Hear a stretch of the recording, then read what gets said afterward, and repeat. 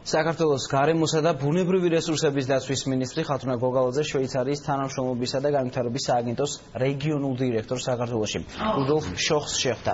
ხათუნა გოგალაძემ და რუდოლფ შოხმა სხვადასხვა სექტორული მიმართულებებით გარემოს დაცვით საკითხების მნიშვნელობაზე ისაუბრეს, ასევე კატასტროფის რისკების მართვასა და მათი შემუშავების მინიმუმამდე დაყვანაზე.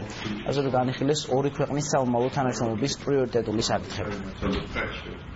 შვეიცარიის განვითარებისა და თანამშრომლობის სააგენტო საქართველოს დახმარებას უწევს რამდენიმე მიმართულებით, მათ შორის კატასტროფების მართვის სფეროში. ისაუბრეთ ჩვენ საომავლო თანამშრომლობის შესაძლებლობებზე და იმ კონკრეტულ ქმედებებზე, რაც შეიძლება განხორციელდეს ამ მიმართულებით.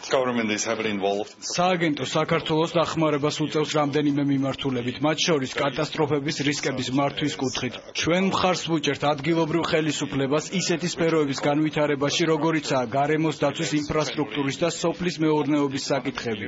დღეს განვიხილეთ შესაძლებლობები, თუ როგორ დავეხმაროთ გარემოს დაცვის სამინისტროს სხვადასხვა მიმართულებით და რა არის პრიორიტეტი სისტემების განვითარებისთვის.